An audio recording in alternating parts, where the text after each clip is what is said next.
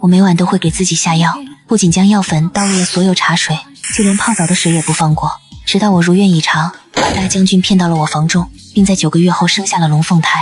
恭喜宿主完成生子任务，获得自由奖励。然而完成系统生子任务后，我却将儿子留下，只带走女儿远走高飞。毕竟我与系统签过协议，生完之后我就是自由身。可就在我豪情满怀带娃闯荡时，却发现这是一个群雄逐鹿的乱世，百姓们都过着流离失所的苦日子。好在这个生子系统能专治不孕，治疗成功后可累积积分兑换能力。于是我在边关开了一家医馆，一边赚钱养娃，一边盼着乱世安定后重启游览计划。不知不觉4年过去，就在我以为日子安定下来时，却突然来了一个奇怪的病人。大夫，我是丹山县特地来寻你看病的。成婚7年了，这肚皮就是不争气，亏水每月都来。谁知我把完脉后，竟立马察觉到了不对劲。夫人请回吧，你既然不肯对我说实话，我又何必为你看诊？然而妇人却叉着腰大骂：没想到你是这么势利的大夫，见我打扮穷酸就要赶我走。今天我既然来了，你就必须给我看出个缘由来。闻言，我直接一语戳破他的谎言：以先天子宫缺失，不可能来过癸水。但奇怪的是，他听了我的诊断后，竟高兴地朝外边喊道：沈大人，这山野大夫倒是有2把刷子。我听到这声沈大人，心里立马暗道不好。我穿越的原主也是姓沈的官家小姐，若来的人是沈家人怎么办？果然是越怕什么就来什么。我被原主亲哥沈一文认出来了，他本来是想请我为亲人诊治不孕，却意外找到了失散多年的妹妹，二话不说就要带我回家。既然回京城已成定局，我只能往好处想。如今乱世已经平定，入主京城的是北雷新帝，沈家是新帝登基前的肱骨之臣，有这样的外祖家，起码女儿西西以后的前程不成问题。只是我当初折辱了定北大将军一夜，如今战事已平，他说不定就在京城定居。一想到他那晚冰冷的眼神，我就觉得后脖子发凉，自己绝对不能败露身份被他发现。殊不知我跟他的纠缠才刚刚开始，一连赶了几月的路，马车终于到了京城沈家。就在我担心沈家是否会接纳我和孩子时，却看到了满脸泪痕的母亲乔氏。她身为沈家大夫人，竟站在门口等候多时，看向我的眼神装满了疼惜和懊悔。不知为何，我眼底也涌现了诗意。一旁的沈一文解释道：娘，这就是五妹妹和她的女儿西西。谁知乔氏听后却愣住了，因为沈一文在信中只说找到了我，却没说我已经结婚生子了。见围观的人越聚越多，沈一文连忙开口道：娘，我们先进去坐下再叙话，也不迟。母亲望着我这个失而复得的女儿，虽喉咙发紧，但语气却坚定如铁，说着主动牵起了我的手。然而她刚把我领进主屋内，就忍不住询问我的夫君在何处。我早就料到会被询问，于是假装叹了口气：自打西西出生起，他爹就在北地戍守边关，我一直没有他的消息，兴许早已经忘了我们娘俩。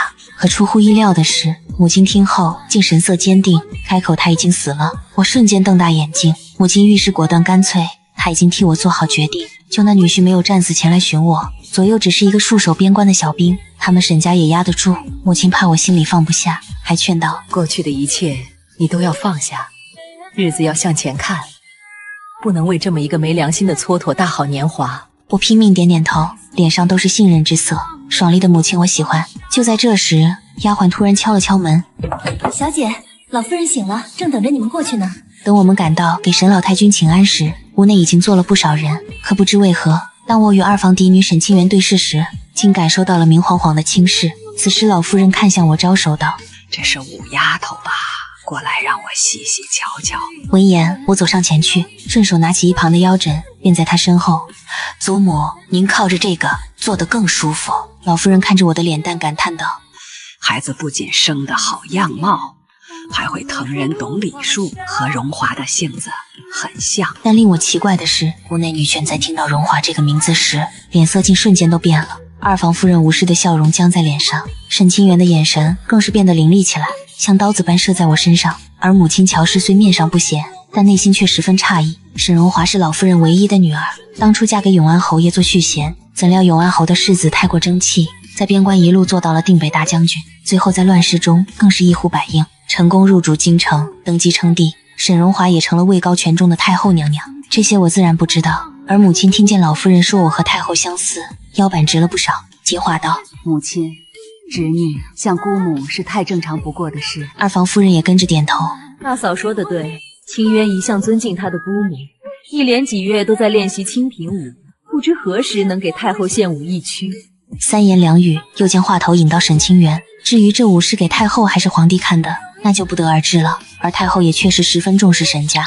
晚饭前，她的旨意就匆匆传到府中，得知我被找回，还特意嘱咐让我一同前去拜见。沈清源见我眉心紧锁，突然意味深长开口：“姑母很看重五妹妹呢，你初次进宫可要好好表现，别丢沈家脸面。”可他不知道的是，我皱眉，只是觉得进宫后膝盖会跪得生疼，忍不住无奈问道：“四姐姐，你进宫要跪多少次？”但我绝对想不到，这句问话竟让沈清源瞬间愣住。直到我的身影离开，他还在思索我到底是什么意思，是嘲讽他每次入宫只能拜见太后，不能见天子吗？想到这，他猛地攥紧拳头，他做姐姐的得送一份大礼给我这个妹妹。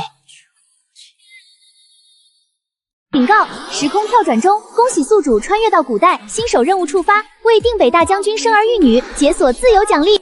为了完成任务，我每晚都会给自己下药，不仅将药粉倒入了所有茶水，就连泡澡的水也不放过，直到我如愿以偿，把大将军骗到了我房中，并在9个月后生下一对龙凤胎。本以为从此天高任鸟飞，没想到刚获得自由就被原主的家人找回。身为太后的姑姑，听说我貌美如花，想要将我招入后宫为妃。刚应召来到慈宁宫，太后就命石溪拿来了一只玉镯。沈清源看见这枚玉镯后，脸色变得十分难看，酸溜溜开口：“姑母将此物赐给五妹妹，真是天大的恩典。”原来这玉镯是太后嫁给永安侯时，侯爷在新婚夜赠予的合卺之礼。沈清源撒娇求了几次都没有要到，太后只见了我一面，就把这镯子赏给了我，隐隐暗示要更换沈家入宫为妃人选，由我做太后的儿媳。二房吴氏见状，轻咳一声，女儿沈清源立刻心领神会，状似无意开口：“姑母的礼物贵重，五妹妹你一定要小心，千万别让小孩子碰了摔了。”话音落下，太后拿着茶盏的手微微一顿，脸上露出疑惑的表情。沈清源特意没在老太太面前捅出这事，就是想等着最好的时机。于是他叹了口气，解释道：“五妹妹这些年流落在外，回家时竟带了个私生子回府。”果不其然，太后听后眉头轻皱，像是心里的盘算落空了，忍不住捻动着手上的佛珠。石溪知道这是太后心情不好的表现，默默低下头去。就在殿内的众人也跟着沉默时，沈老太君却突然沉声问道：“清源，你为何不在五丫头入府时就先把此事告知于我？”然而沈清源却假装无奈解释：“这样令家中蒙羞的消息，我本想着改日再跟祖母说，却没想到晚上姑母就召见了。”太后嘴角的笑意瞬间收敛。好一个蒙羞的消息，看来还是我的错了，太心急召见你们。母亲见到太后情绪不对，正要替我解释，没想到我却突然跪在地上，姿态谦卑，但却话语坚定：“启禀太后娘娘，我自幼失散，不知身世之谜，在边关苟活，与夫婿幸得一女，从此有了血脉相传的亲人，私生之言何其可笑？我认为是重获新生。自己的宝贝女儿西西绝不能担上私生子的污名。”就在这时，店门口突然传来男子声音：“好一个重获新生，好一个重获新生。”一个年轻男子进店，他走到我身旁，哼笑了一下，随后到太后近前朗声道：“儿臣给母后请安。”这人就是当今圣上吗？我心中有点失望，毕竟一路上听到这位新帝的传闻，都是如何雄韬武略的盛赞之语。然而如今所见，这位新帝的性子竟如此轻浮放纵。沈家众人也纷纷起身行礼：“永王殿下。”免礼。闻言，我恍然大悟，原来他是永王，不仅是本朝的王爷，而且是太后亲子，所以在京城一直是肆无忌惮。永王接着道：“这就是找回来的那个本编妹了。”说完，视线在我身上扫了个遍。他府中有不少绝色歌姬，却从没有我这般端庄又不失风情的。我假装娇羞的低下头，实则皱紧了眉头。被这人盯着，有种被蟒蛇环似的不适感。但对方既是太后亲子，又是皇帝的弟弟，我惹不起，只能努力压下这种令人生厌的感觉。屋内大多数人都经历过情事，哪里看不懂永王放肆的眼神。母亲乔氏忍不住皱紧眉头，刚才太后送玉镯，除了想把我送入宫中，还有一种可能，该不会是要把我嫁给已婚的永王做妾吧？想到这，乔氏立马跪了下来，庄重道：“太后娘娘，小五丧夫后仍在孝期中，今后不应该再进宫来，以免冲撞了娘娘。”臣妇奏请回去后，就让小五留在家中不得出，直到校期过去。然而永王听后却是嘴一动，刚想说什么，却不料下一秒就被太后抢先道：既然如此，就依汝英所请，你们都退下吧。哀家和老夫人要说些体己话。太后下了逐客令，我跟在母亲身后离开了慈宁宫。刚走到无人处，母亲就深深地看着我。小五，你可会愿娘将你禁足？我立马摇头，这哪里是禁足，分明是让我多些安生日子。只是我想到刚才在殿上的事，忍不住问道：娘当众奏请将我关在家中，太后会不会不高兴？然而母亲却回了句意味深长的话：太后高不高兴没什么要紧的，你只需记得这天下是何人的，沈家的盘算岂能瞒过内卫的眼？我听后点点头，在心中默念着，皇宫之中皇帝陛下的心情才是最紧要的。与此同时的慈宁宫，太后走到沈老太君跟前，语气有点急切开口：母亲，你说这该怎么办才好？清源虽貌美，但却不聪明，只顾自己的私利。说着她心急道：我越来越猜不透陛下的心思了。自他登基后，勋贵之家的女子皆有进宫，唯独沈家在后宫无人。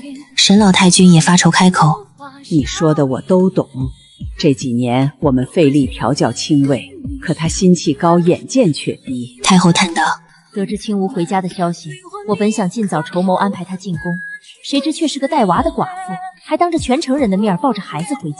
太后刚才是怒其不争，浇花一样的小姐，竟被外边的山野糙汉子破了身。就在太后一筹莫展时，沈老太君却突然沉声道：除了给陛下的枕榻塞人，还有一条路。陛下膝下只有一个皇子，生母也不知是何神。你若能亲自抚养，小皇子成年后登基，还愁你地位不稳固吗？闻言，太后眼前一亮，立马吩咐心腹宫女道：石溪，你去带小皇子来慈宁宫一趟。是。另一边，我和母亲刚来到花园转转，却突然听到呼救声传来，同时还有扑腾挣扎的水声。我表情一顿：娘，有人落水了。谁知母亲却告诫道：小五，这里是皇宫，多一事不如少一事。我也知道在皇宫中要事事谨慎，可不知为何我心里却突然有些发慌。眼看那道呼救声越来越弱，我没再犹豫，甩脱了母亲的手，朝呼救方向飞奔。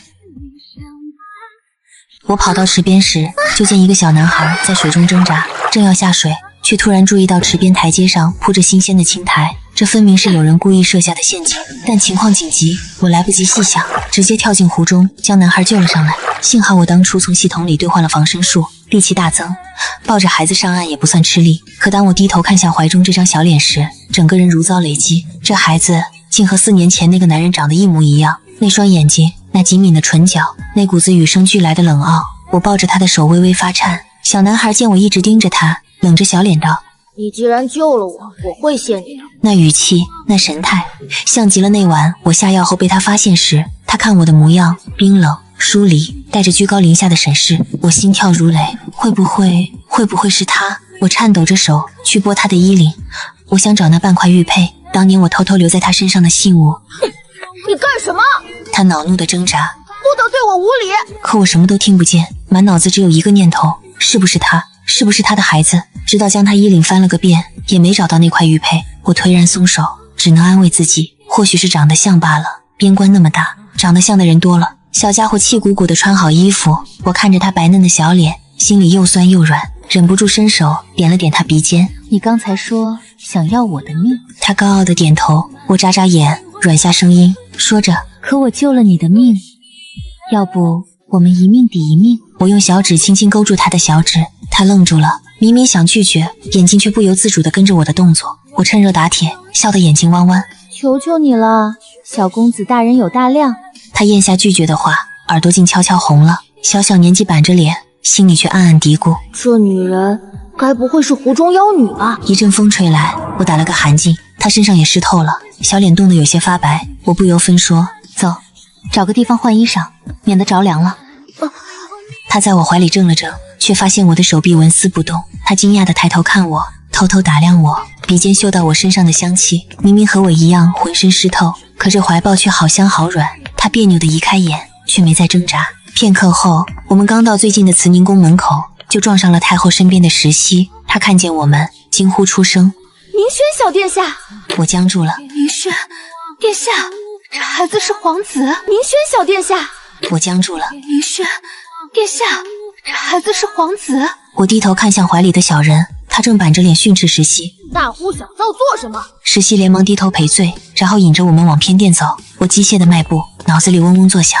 他是皇子，那他的父亲不会的，那个男人是定北大将军，应该在边关，怎么可能在京城？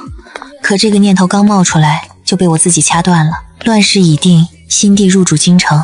新帝，我猛地停住脚步。定北大将军在乱世中一呼百应，入主京城，登基称帝。是他。我抱着明轩的手倏然收紧，他吃痛，抬头看我，却见我脸色白得像纸。你怎么了？我摇摇头，说不出话。如果真是他，那他如今是皇帝，而我是那个给他下药，一夜之后带着女儿跑了的女人。他若是知道我还活着，还进了宫，我不敢往下想，只能拼命安慰自己，不会那么巧的。天下长得像的人那么多。再说他现在是皇帝，后宫佳丽3000，哪还记得4年前边关那荒唐一夜？我深吸一口气，把明轩放下来，蹲在他面前小声叮嘱：小殿下，待会儿若是有人问起，就说是你自己不小心落水，我只是恰好路过救了你，好不好？他看着我，眼神里有一丝不解，但最终还是点了点头。我松了口气，把他交给迎上来的嬷嬷，自己绕到屏风后换衣裳。古代的衣裳太繁琐，我手忙脚乱地解着湿透的外袍，脑子里却乱糟糟的。他会不会在宫里？会不会突然出现？会不会认出我？不会的，我安慰自己。我易了容，只还原了7分本相，他不可能认出来。正想着，外殿忽然传来一阵请安声。参见太后娘娘。我手一抖，外袍脱了一半，挂在臂弯处。更要命的是，紧接着传来另一道声音：皇殿下到。那个永王，之前在慈宁宫见过的那个，看我的眼神像蛇一样逆人的永王。我屏住呼吸，躲在屏风后不敢动。可就在这时，我闻到了一股若有若无的香气，是我身上的熏香。刚才抱着明轩，沾了不少在我身上。脚步声近了，殿内是什么气味？永王的声音传来：打开窗换换气。他嘴上虽在说话，脚步却未停，直径向屏风后面的窗走来。1步2步，眼看离我越来越近。我拼命把外袍往身上套，可湿透的里衣紧贴着身体，越是着急越是穿不上。3步4步，永王嘴角浮现出一副奸计得逞的笑容。我正在换衣服，色眯眯的永王竟突然闯入房间，吓得我躲在屏风后面，大气也不敢出。殊不知好色的永王早就察觉到我的存在。殿内是什么气味？打开窗换换气。眼看永王一步步逼近，我却站在屏风后面，无计可施。就在他即将绕过屏风的刹那，殿外传来内侍尖细的嗓音：皇上驾到！脚步声顿住，我的心跳也跟着顿了一拍。永王转身去迎驾，殿内响起此起彼伏的请安声：吾皇万岁万岁！我躲在屏风后，浑身僵硬，连呼吸都忘了。片刻后，一道低沉的声音传来：起来吧。我的指甲掐进掌心，是他。4年前那个被我下药的夜晚，他在药力发作前最后说的一句话就是这2个字：起来。那时候他低头看着我，眼神冷得能结冰，声音却意外的克制，和现在一模一样。太后急切地问起明轩落水的事，说有人要害皇嗣，要严查。那低沉的声音不疾不徐地应着，听不出喜怒，可我隔着屏风都能感受到那股无形的威压，杀戮之气充满了整个宫殿。明轩，他忽然开口：你为何落水？回禀父皇，儿臣路过太池，听见小狗叫唤，就让身边的小安子去查看。之后儿臣在岸边不小心落了水。我的儿子，是我和他的儿子。我捂住嘴，不让自己发出声音。接下来是魏妃的禀报，说小安子死了，湖边有新鲜的青苔。太后趁机发难，说皇子教养出了问题，要给明轩换个宫居住。炎帝似笑非笑。母后觉得哪个宫合适？太后迂回道：这还要从长计议。哀家听说明轩是被人救上来的，是何人？哀家一定要好好重谢。是今日来给太后请安的神武小姐。殿内安静了一瞬，然后我听见那道低沉的声音响起，带着若有若无的玩味。这么巧，竟是太后的娘家侄女。太后顺着话头夸我说该好好赏赐，我心里七上八下，只盼着他们赶紧说完让我走。可就在这时，炎帝忽然开口：就赏屏风吧。我猛地抬头，屏风，他说要赏我屏风，不会就是我面前这个吧？正想着，他又道：新罗昨日进贡一套小玩意儿，朕就将那套屏风赏给神武小姐。我松了口气，众人告退，脚步声渐渐远去。我刚要从屏风后出来，余光却瞥见一道身影停在原地，他没走，我僵在原地，大气不敢出。然后那双黑缎朝靴出现在屏风边缘，袍角绣着金线龙纹，一寸一寸逼近，一寸一寸逼近。我腿一软，扑通跪了下去。臣女参见陛下，陛下万岁万岁万万岁！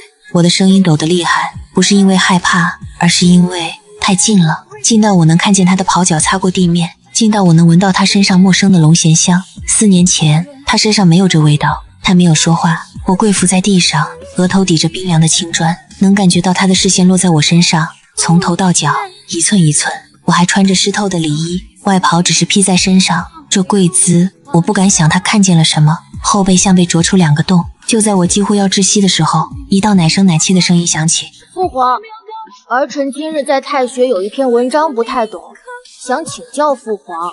炎帝没动，也没说话。林轩顿了顿，又道：林轩顿了顿，又道：父皇，我们去乾元殿吧，这里毕竟是皇祖母的地方。这话说得很懂事，很得体，可我听着，心里却涌上一股说不清的滋味。他才多大，就知道用这种方式替我解围。良久，炎帝开口了：听得走吧。脚步声响起，渐渐远去，直到那声音彻底消失，我才敢喘气，直起身，后背全是冷汗。从头到尾，我没敢抬头看他一眼，可我知道他看我了。那夜回到神府，我把自己关在屋里，抱着西西坐了很久。女儿睡得香甜，小脸埋在我怀里，偶尔咂咂嘴，不知道在做什么好梦。我看着她，心里又酸又软，可脑子里全是今日那道视线，隔着屏风，隔着贵服的距离，那道落在我身上的视线，沉沉的，像是要看穿什么。她看我了，我知道，可她认出我了吗？应该没有。我安慰自己，我易了容，只还原了7分本相。那夜光线昏暗，她又中了药，哪能记得那么清楚？可万一呢？我摇摇头，把这个念头甩开，不想了，以后少进宫就是了。我不知道的是，此时此刻，乾元殿内有人正在谈论我。炎帝坐在御案后，手中捏着一份密报，久久不语。曹公公在一旁伺候，偷偷打量圣上的脸色。从慈宁宫回来后，就一直这样，不说话，也不批折子，就这么坐着。今日救明轩的那个女子，炎帝忽然开口：你觉得如何？曹公公一愣，斟酌着道：神武小姐心善胆大，是个好人。炎帝抬眸看他一眼，就这些。曹公公心里咯噔一下，不知道圣上想问什么，只能硬着头皮道：老奴眼拙，看不出别的。炎帝没再说话，只把那密报收进袖中。曹公公默默退下，心里却泛起了嘀咕：圣上这是看上那位神武小姐了，可他们拢共也没见过几面啊。但他是聪明人，什么都不会说，只是默默把这件事记在心里。而那封密报上只写着一句话：神武小姐从北境边归来，曾开过一家医馆，身边还带着一个女婴。炎帝靠在椅背上，闭上眼。4年前，北境一个女婴。他想起今日屏风后那道贵妇的身影，湿透的里衣紧贴着身体，勾勒出那抹他曾见过的弧度，还有那双眼睛，即使隔着屏风，即使只是惊鸿一瞥，也让他觉得熟悉，很像一个人，一个他找了4年的人，可也只是有几分像。之后的几日，我尽量躲在家里，连院子都少出。可母亲乔氏不让我安生，她拿着一封信进来：小五，外祖母来信了，说过几日想见见你，让你带着西西去乔府坐坐。我应下了，外祖母待我极好，去看看她是应该的。可到了乔府，我才知道这顿饭没那么简单。席间多了个人，一个年轻男子坐在外祖父下手，眉目清俊，气度温润。外祖母拉着我的手，笑眯眯道：小五，这是你外祖父的得意门生陆承训，荆轲的举子，明年要参加殿试。我看向他，他也正看着我，目光温和有礼。我连忙回礼，一顿饭吃得客客气气。陆承训话不多，偶尔与外祖父谈论诗文，声音清朗，如玉石相击。我低头吃菜，只当他是个寻常客人。饭后，外祖母拉着我说话，3句不离陆承训：这孩子出身清贵，父母早亡，靠自己一路考上来，为人端方，行事稳重。外祖母拍着我的手：你外祖父说他才华盖世，来年状元非他莫属。小吴，你觉得如何？我愣了一下，这才反应过来，这是要给我说亲。你一个人离婚带娃不容易，找个好人就嫁了吧。外祖母，我知道你顾虑什么。外祖母打断我，不就是带着西西吗？程迅那孩子说了，他不介意。他说你一个女子能在边关开医馆，养活自己和女儿，是难得的坚韧之人。我沉默了，不介意我嫁过人，不介意我带着孩子，这在世家公子中确实难得。可我没松口答应什么。离开乔府时，陆承训送到门口。沈小姐，他叫住我，目光真诚。今日一见，承君心向往之。若沈小姐不弃，待来年殿试之后，承君愿登门求娶。他说的认真，没有半点轻浮。我看着他，一时不知该如何回答。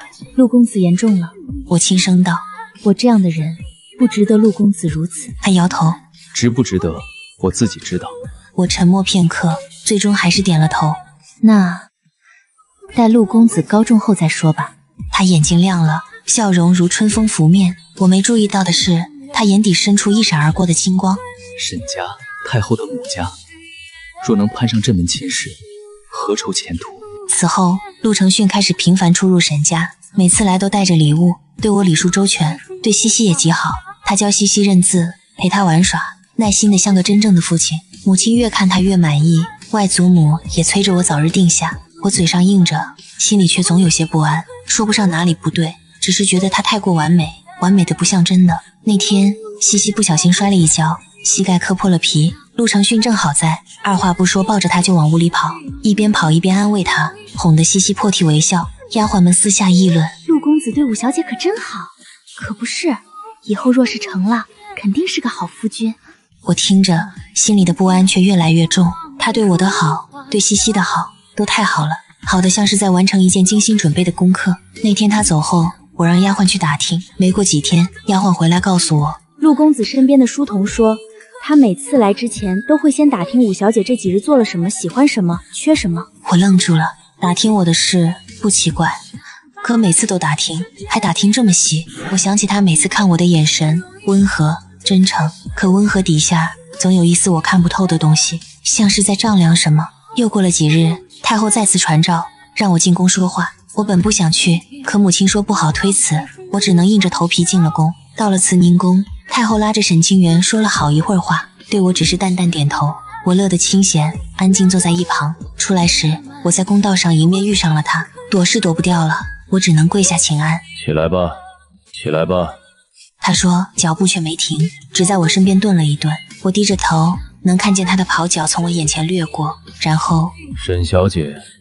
他忽然开口，我抬头对上他的目光，他站在几步之外，逆着光，看不清表情。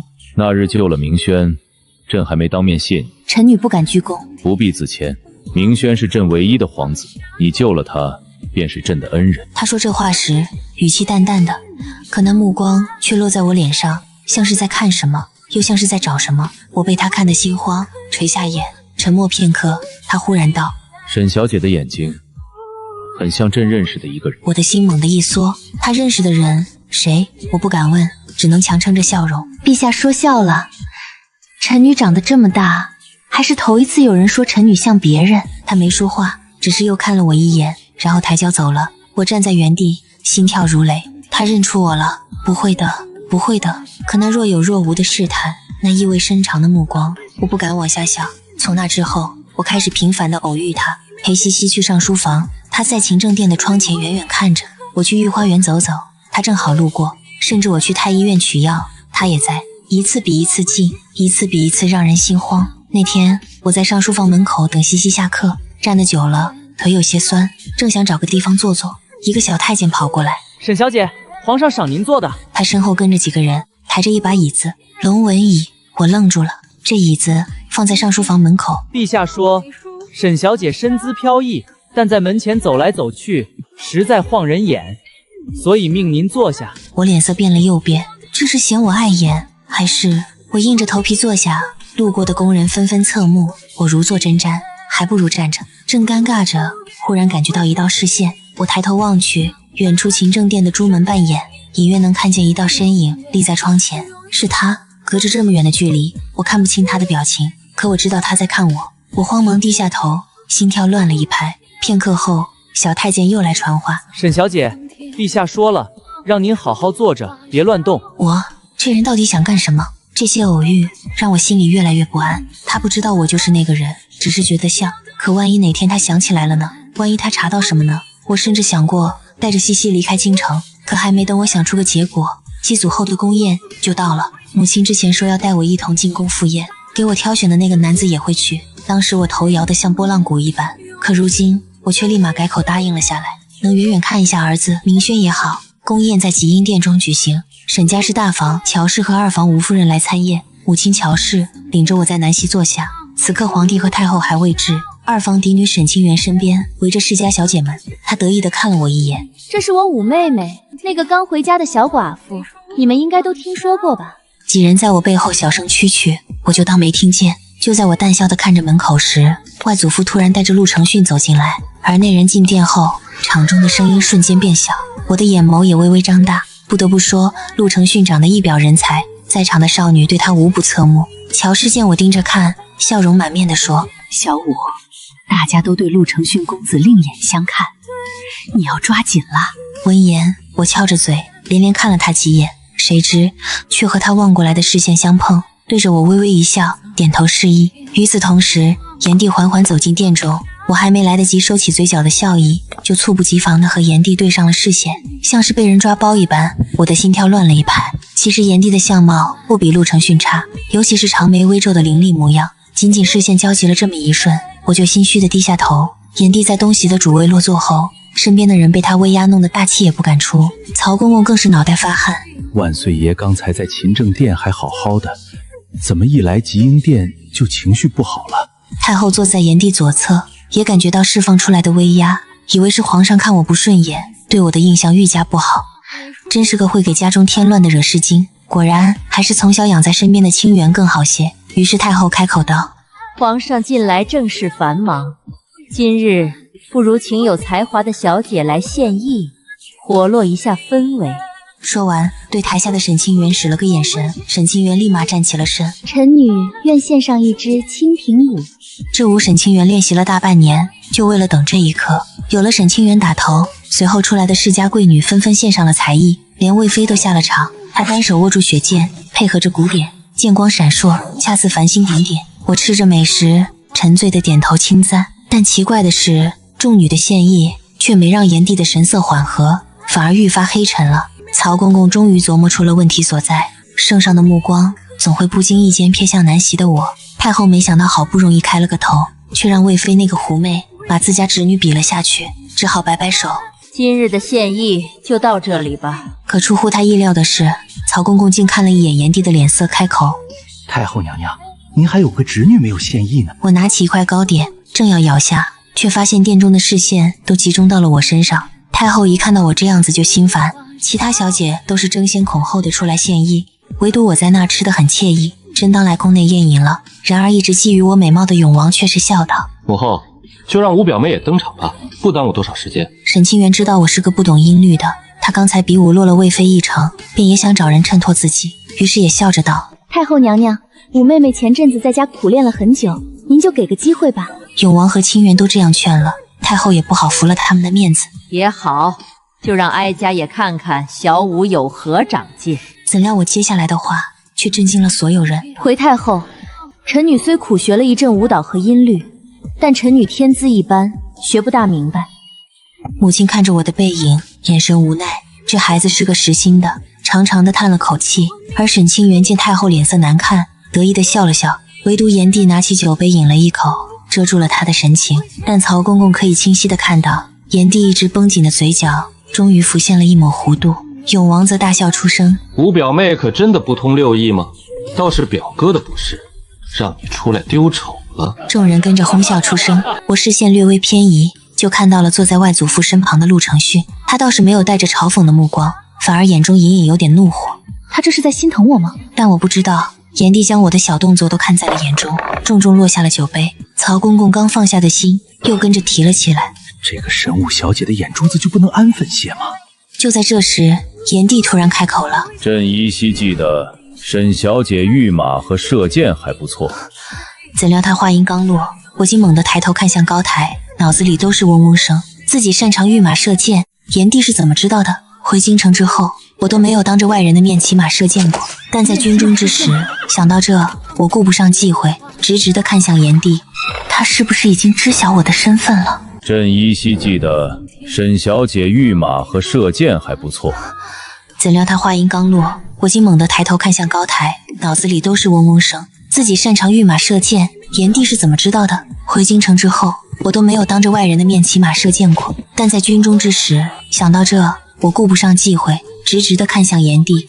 他是不是已经知晓我的身份了？炎帝手指用力捏着酒杯，不知心中在想着什么，突然开口道：“给沈小姐取弓箭来。”吉英殿内宽敞正好，可作为拉弓射箭场地，工人们很快取弓箭递给我，还在正殿门口摆一个箭靶，这距离大概有9丈，是标准男子射箭距离。小太监忍不住问我道：“沈小姐，这距离要不要往前移一移？”我哪有心思管那么多，箭已经在弦上，只能极力让自己定下心来，手臂拉弓，箭矢离弦，破空而出。射中了没？离得太远，我都看不清箭靶。按照他这架势，能挨上靶子，我就把名字倒着写。果不其然，殿门工人大声高喊：“没中！”殿内陆续响起嘈杂说话声，都是笑我不自量力的。然而我却有点想不通，自己用着和往常一样姿势力度，为何偏这么多？但我不知怎么射出第一箭，就回头去寻炎帝。因为在北京军营中，炎帝箭术当属第一，四目相接，我也忘记害怕，一心想知道这箭为何不中。魏妃看到身边炎帝，本来还沉着脸，可当我手足无措望来，炎帝神情瞬间软化，还笑着对我摇了摇头。他看清楚，那不是嘲笑，而是被逗笑了。就在我丧气垂下肩膀时，炎帝突然一挥手，下了一道出乎所有人意料的命令：“取朕的轩辕弓来！”话音落下，魏妃惊讶，张着红唇：“圣上今日到底怎么了？”宫侍大总管曹公公亲自去取，比普通弓要重。不少众人议论声不绝于耳。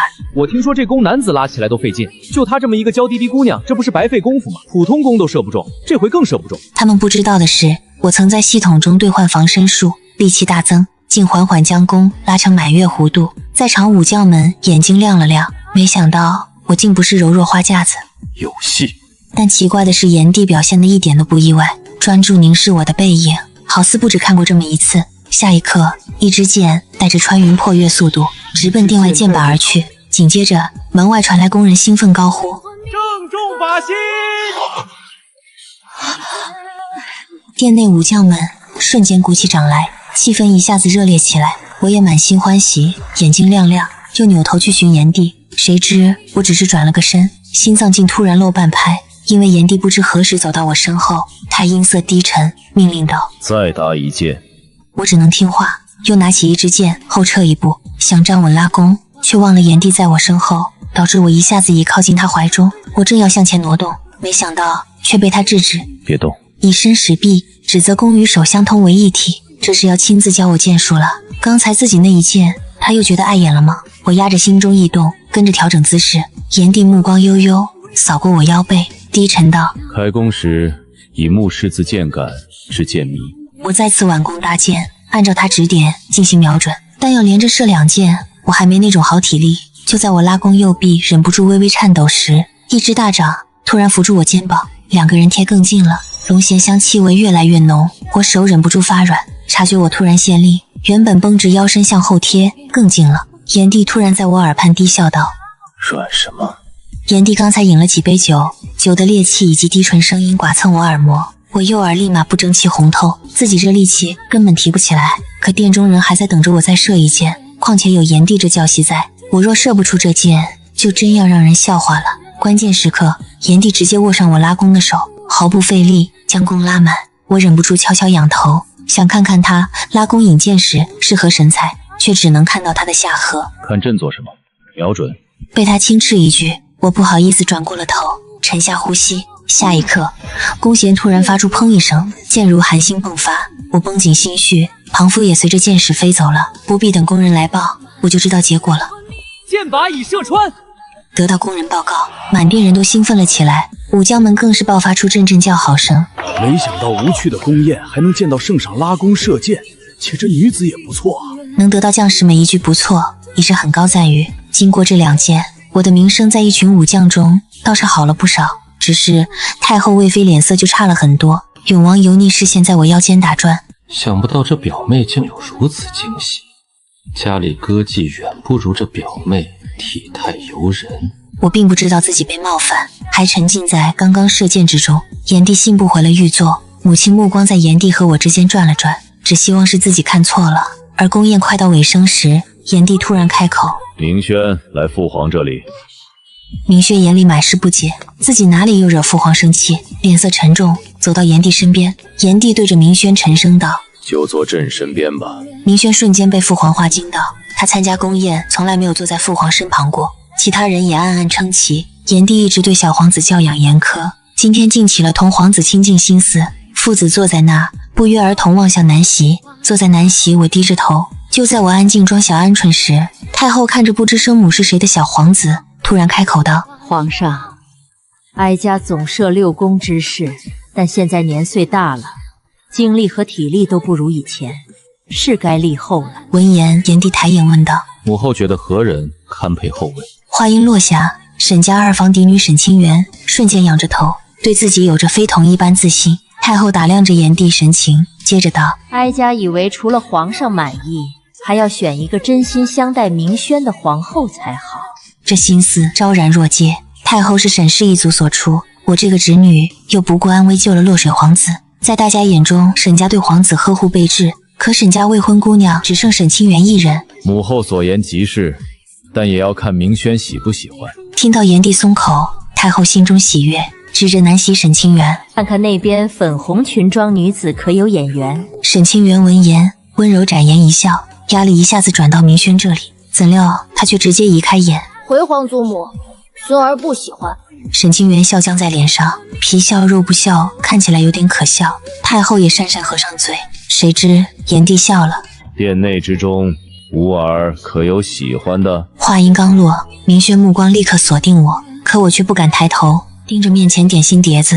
虽然没相认，儿子就喜欢我，让我十分感动，但不能把我立成箭靶子啊！就在我担心被明轩选中时，他却像下定决心一般，大声道：本来有一位儿臣还算喜欢，但若她成为我母后，儿臣就不喜了。炎帝微微诧异：为何？明轩看了父皇一眼，随后凑身过去，在他耳边悄声说几句。众人只见炎帝瞬间黑了脸，明轩一颗小心脏扑通扑通。见父皇生气，他虽然害怕，但还是梗着脖子硬扛，势必要坚持自己决定。炎帝怎么也没想到自己有一天会被亲儿子嫌弃。原来明轩说的是：儿臣认为皇宫不是养人的好地方，看不得她嫁进来受委屈。炎帝冷着脸，直到宫宴末尾，同样不高兴还有太后、魏妃和沈清源，唯独我却觉得身心轻松不少，自认为没被炎帝认出，甚至在他退场时看了我一眼，我也能自在，以微笑回之。宴席散后，我刚要随母亲离开，陆承训却突然上前：沈小姐，他温声道：方才在殿中不方便说话，3日后可否与在下去寒山同游？我本不急着嫁人，但刚巧今日心情正好，于是点头大方道：好，3日后山下见。本以为今天能有惊无险的度过，没想到我刚回到家，丫鬟就立马焦急开口：五小姐，中永侯府派人来传话，大小姐要请您过去一趟。这让我有些诧异，外边天都黑了，这个时候叫我过去，莫不是大姐出了什么事儿？想到这，我当即坐着马车匆匆出门，赶到中永侯府，第一时间给大姐诊脉，结果发现是虚惊一场，发现是喜脉。多年没怀上的大姐愣在当场，大姐夫的眼眶也落下滚烫的泪水，上前一把将大姐拥入怀中。如此温馨的一幕，我不忍打扰，只身离开侯府。此时外边夜色茫茫，我快步登上了门口等候的马车，却不料还没等坐下，就发现了不对劲。这马车宽敞了2倍有余，发现误闯了别人的马车，我正要道歉并退出去，却惊讶地发现炎帝正倚靠在榻上，静静凝视着我。我绞尽脑汁也想不通，为何会在侯府门前的马车上见到他。他问我关于医馆的事，让我3日后去长公主府请脉。可3日后我和陆承训有约呀。表面上他是一个冷酷无情的君王，实际上不过是我众多追求者中的一员。当他得知陆承训邀请我3天以后去爬山后，竟大半夜来堵我，并且还找了一个光面堂皇的理由。长公主至今膝下无子，3日后你到她府上去为她请脉。听见这话，我当场气得牙痒痒的，因为3日后正好是我跟陆承训约会的日子。次日我把要去长公主府的事给母亲说了，母亲思虑着。这么巧，赶在了同一天，还是长公主的事更重要些。既然见不到陆公子，不如你今日陪娘一道回趟外祖父家，他正好也在。我答应了下来，想着当面跟人家解释清楚。但出乎我意料的是，外祖母一见到我就语重心长开口：若是你也中意陆公子，咱们就在殿试之前定下这桩婚事。若等他殿试中了状元，说不定就被人撬了去。闻言，我连忙摆手：这也太急了些，陆公子他可知情？然而没想到的是，一旁的外祖父竟笑着道：他早就应下了。我只好捏着手指开口道：让我先同陆公子见见吧。可我不知道这个决定竟打翻了某人的粗坛子。此刻的勤政殿中，一名暗卫正跪在殿中禀报：林圣上，神武小姐今日回了外祖家，是临时决定的。炎帝扯出一丝笑，虽有弧度，但缺了温度。乔家有谁在啊？就这么迫不及待的又回去了？一旁的曹公公默默低下了头，心道这怕是有人要遭殃了。另一边的乔家假山亭内，我看向陆承训，不解道：你也清楚我嫁过人，为何还会答应同我议亲？他似是知晓我的顾虑，柔声开口：显阳民风开放，再娶再嫁是寻常事。我曾闻沈小姐在边关开了间医馆，如此坚韧又有才华的女子，诚妩媚思之。猝不及防被人表白，我一下子没反应过来，但更让我意外的话还在后面。待我高中后，会风光迎娶你入状元府，以后你做什么，我都不会干涉。孩子也可由我亲自教导。几句话就将未来勾画得令人向往，这让我忍不住轻轻点头。好，但我绝对想不到，当我转身离开后，陆承训却没有看向我的背影，而是死死盯着前厅。审视的客人太多，他只有先攀附我登上高处，才能望得更远。可最出乎我意料的是，一个我惹不起的人也看中了陆承训。太后的女儿如烟公主正好到了择驸马的年岁，而太后恰巧看中了才貌双全的陆承训。一旁的石溪提醒道：太后娘娘，我听说沈家也对这位很中意。管他沈家、李家、崔家的，即便是我母家也不能越过哀家的如烟。到了第3日，我如约去给长公主看病，发现她身体根本没什么问题，只是体质不好。帮她提出解决方案后，我就回到府中。接下来的日子倒没发生什么事，直到太后寿宴这天，作为母家的沈氏一族，自然要全部到场。谁知我散席离场时，却看到如烟公主正笑着陪同陆承训聊天，而她刚注意到我，就假装栽倒在陆承训身上。脚腕好疼，陆公子可否送本宫回去？脚腕好疼，陆公子可否送本宫回去？我虽然察觉出他也看上了陆承训，但我有约在先，不会因为对方是公主就退让。如烟公主挑衅地看向我：五表姐，我近来听说了一个传闻，想跟你证实一下。我猜多半是我和陆承训的议亲之事，然而自己还没说什么，却见陆承训拱手道：公主和沈小有事相捎，陆某就先走了。说完立马仓皇离去。如烟公主笑得愈发得意了。五表姐，此处人多口杂，我们去湖边走走。我看着她，心里警铃大作。可这是皇宫，她是公主，我没有理由拒绝。我跟着她往湖边走去，走到一处偏僻的角落，她停下脚步，转过身来，脸上的笑容已经消失，取而代之的是毫不掩饰的敌意。五表姐，你是不是觉得皇兄对你另眼相待，你就可以不把我放在眼里？公主何出此言？她往前走了一步，压低声音：那天寿宴，皇兄亲自教你射箭，当着那么多人的面，你以为我不知道？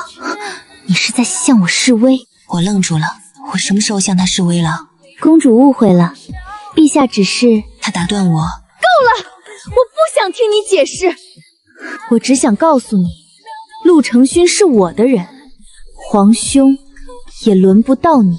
他这话说的颠三倒四，可我听明白了，他在嫉妒炎帝对我另眼相待，嫉妒陆承训曾经对我有意。可我能说什么？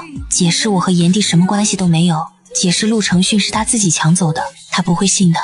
公主若没别的事，臣女告退。我转身要走，站住！他忽然尖叫一声，我没理他，继续往前走。就在这时，身后传来一声尖叫，然后是扑通一声。我猛地回头，看见如烟公主正在水里扑腾。救命啊！五表姐推我！她在水里喊，我站在原地愣住了。我没推她，可她这么喊，谁信？岸边的侍卫冲过来要去救她，她忽然大喊：不许过来！谁也不许过来！侍卫们面面相觑，不敢动。她在水里扑腾着，一边扑腾一边往岸上看，眼神里带着疯狂。我忽然明白了，她不是真的失足，她是故意的，她想让我背上谋害公主的罪名。眼看她真的要撑不住了，水花越来越小，呼救声越来越弱。我深吸一口气，脱下外袍，跳进湖里。等我游到她身边时，她已经呛了好几口水。我揪着她的衣领，把她往岸边拖。可当我抬头准备上岸时，眼前的一幕却让我愣住了。炎帝怎么突然出现在岸边了？皇兄，我差点就死了，你要给我做主啊！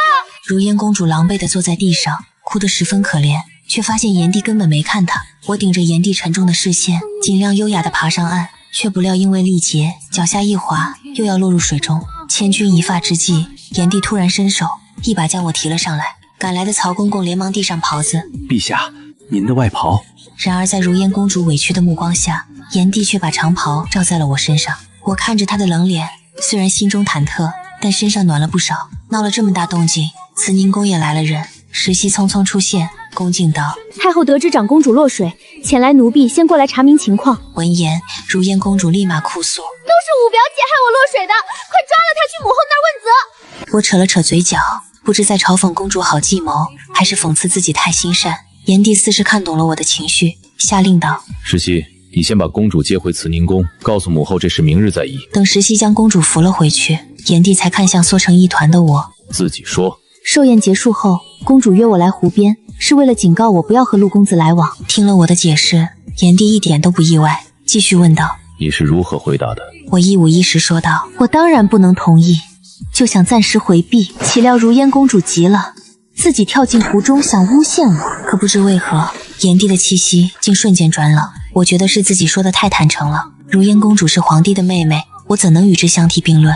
想到这，我压着心中委屈，没骨气的道：臣女有错，不该不顾公主的安危，毕竟我水幸好落了水也没事。怎料炎帝接下来的话，竟向我揭开了一个惊天的阴谋。你当然不会有事，岸边的侍卫就是给你准备的。闻言，我惊骇的抬头，难怪如烟公主都快淹死了，也不许侍卫来救她。是她身上衣衫单薄，若是最终被侍卫救起，和肌肤相亲无差别。这是再被旁人看去，就要名声尽毁，递嫁给侍卫。炎帝沉脸看着我，他早就知道我和皇宫格格不入，轻易就能被人算计了去。我也看懂了他恨铁不成钢的眼神，心虚的偏过头。谁知他接下来却提了让我羞耻的要求：今夜留在宫中。这不行，臣女的家人还在家中等着，而且臣女已有了婚约。说完，脸上忍不住添了一抹羞愤。这炎帝拿我当什么人了？露水蝶性，随意可期吗？可令我不解的是，炎帝听到婚约二字，脸上神色更冷了。你在想什么？朕本是好意，明早太后定会带你入宫兴师问罪，在我这里，我至少还能护你。原来留下我是这个意思。我尴尬的挤出一丝笑容，正要答应留下，谁知炎帝却突然摆手道：你既不愿留下就回家吧，大不了明日打顿板子。我听后忍不住害怕，板子打得重了也是要死人的。怎料还没等我开口，炎帝就抬脚走人了。我也察觉出他护着我的意思，如今太后要罚我，只有炎帝可以拦得住。于是我小跑着追了上去，听见身后的脚步声，炎帝扬了扬嘴角，虽然脚步未停，但已慢了许多。我赶到他跟前，大胆开口：臣女今夜不走了，求陛下收留。臣女今夜不走了，求陛下收留。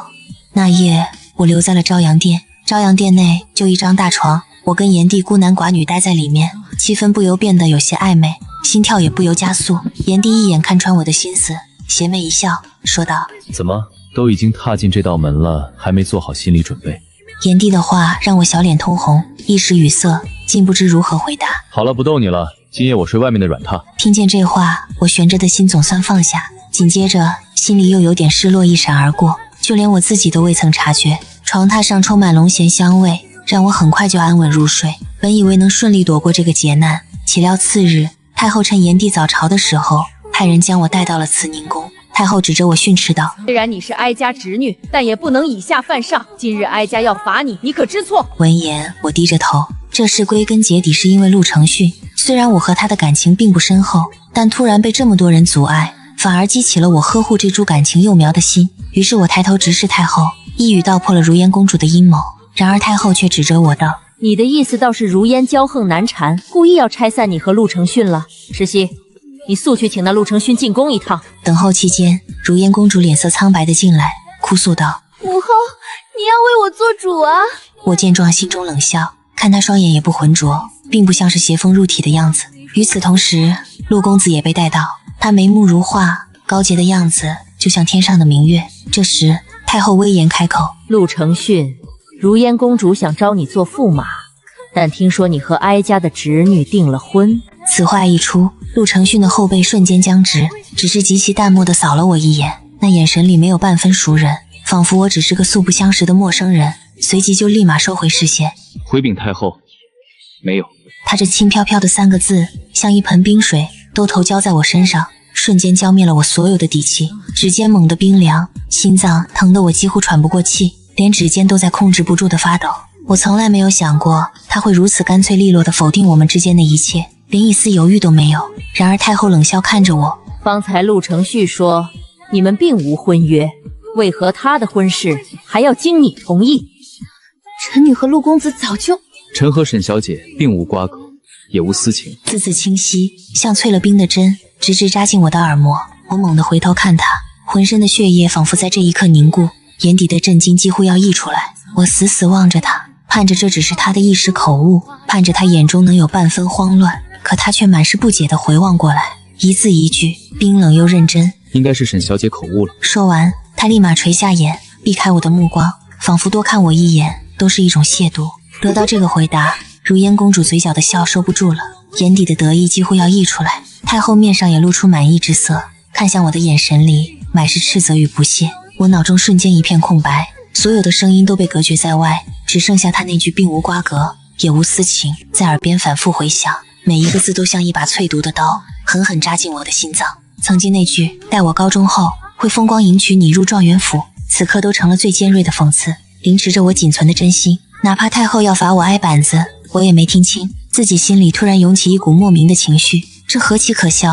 我这个要受罚的人没这么做，反而是陆承训果断的割席断交了。很快就有2个宫女拽着我往外拖，我呆呆地环顾殿中众人。太后挥了挥袍袖，示意赶紧拉我下去。如烟公主则翘着嘴，得意地看着。陆承训眼里似乎闪过片刻的沉痛，但仍稳坐在殿中。而此时炎帝正在上朝，也没时间赶来救我。就在我以为自己在劫难逃时，一个意想不到的人却突然出现了。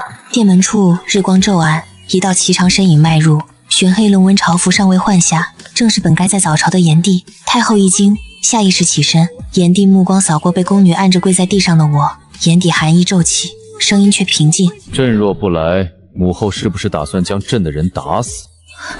你的人？太后愕然，她不过是沈家一个归宗的寡妇，与如烟争执落水，哀家正按宫规惩戒。如烟公主也急忙道：“皇兄，他推我入水，还狡辩不清。”推你入水？炎帝打断他，一步步走到我面前，居高临下的看着我苍白扬起的脸。他若真想推你，你根本没机会喊出声。话音落下，他忽然俯身，伸手抚上我的脸颊，我浑身一僵，却不敢躲。只见他指尖在我耳后轻轻一按，一接，一层极薄的人皮面具被缓缓撕下。殿内霎时寂静，面具之下是我原本的容貌，眉眼更精致，肌肤更剔透，尤其那双眸子清凌凌如镜寒潭，眼尾微微上挑，不笑时清冷，笑时却漾着不自知的风情。这张脸与4年前北境军中那位总是躲着他，却又在某夜大胆给他下药的神秘女子一模一样。是你？太后失声：“这是易容，他到底是谁？”陆承训原本垂着的眼骤然抬起，定定看向我，脸色一点点白了下去。炎帝将面具随手丢在地上，声音沉缓，却字字清晰：“她不是沈家五小姐沈武。”他顿了顿，目光落在我颤抖的瞳孔中，继续说：“她是4年前北境军中依仗的女医苏清雨，也是当年对朕下药与朕共度一夜的女子。”我脑中轰的一声，几乎站不稳。他竟然早就知道，从什么时候，在勤政殿那次，还是更早。所以他那些似笑非笑的眼神，那些莫名的靠近与质问，都不是错觉，更是……炎帝的声音再度响起，压下殿内所有抽泣声。朕的皇子赵明轩与公主赵茜茜的生母。生母2字落下，如同惊雷炸开。太后踉跄一步，被石溪扶住，脸上血色尽退。明轩的生母，一直找不到的那个女人，是她。那茜茜，那个带回来的女儿，是朕的女儿。炎帝接话，语气不容置疑。当年他生下龙凤胎后，带走女儿，留下明轩。如今他归京，朕早已如烟公主张着嘴，发不出声音。陆承勋怔怔望着我，眼中翻涌着震惊、恍然、懊悔，最后化为一片死寂。他忽然想起那日沈家庭中，他问他为何愿意娶一个嫁过人的女子，原来他嫁的不是边关小兵，是当今圣上。他生的不是私生女，是皇室血脉。他选错了，从头到尾他都选错了。炎帝转向太后，语气恢复帝王威仪。母后还要罚他吗？太后嘴唇哆嗦，最终颓然摆手，放开他。宫女松手，我腿一软，险些跪倒，却被炎帝一把揽住腰身。他掌心温度透过衣料传来，烫得我发抖。经过陆承勋身边时，我瞥见他垂在身侧的手紧握成拳，指节泛白，却始终没有抬头。后来的事就像一场梦，炎帝当众宣布了我的身份，册封我为陈妃，赐居未央宫。明轩和西西都知道了我才是生母。明轩起初别扭，但拗不过血缘天性，加上西西整天哥哥哥哥的叫，渐渐也亲近起来。西西更是欢喜，整天黏着我。蒋少书房去世3日后，圣旨下，陆承勋和如烟公主择日完婚。如烟骄纵成性，婚后对他动辄训斥，视如仆从。陆承勋虽高中状元，却因驸马身份不得实权，终日郁郁。公主不许他纳妾，不许他单独见客，甚至在他书房安排眼线。曾经风光霁月的陆公子，短短半年便憔悴暗淡，再无当年义气。偶尔宫宴相见，他远远望来，眼中只剩寂寥。我移开视线，心中并无波澜。路是他自己选的，代价也只能自己担。中秋夜宴，吉英殿内灯火通明，我坐在炎帝身侧，明轩和西西一左一右挨着我。明轩板着小脸给我剥葡萄，剥好了悄悄塞到我手里。西西抱着个月饼，啃得满脸都是渣，还非要往我嘴里塞。母妃吃。他奶声奶气道。我低头咬了一口，他笑得眼睛弯弯。炎帝坐在主位，目光不时落过来，带着淡淡的笑意。咽至酣处，他忽然举杯，对2个孩子道：叫母妃。母妃，母妃。他又看向我，眼底带着笑意。叫夫君。我脸热，在桌下轻掐他手心，他却反手握紧，低笑：不急，回去再叫。夜深，未央宫，我靠在他怀中，窗外明月圆满。还怕我吗？不怕了。还跑吗？不跑了，陛下也不许再吓我。他低头吻我额头。4年前一场荒唐，4年后一场重逢。乱世已定，岁月安稳，兜兜转转，原来所求不过是一盏灯，一双人，一家团圆。龙凤胎在侧，帝王在心，余生很长，甘之如饴。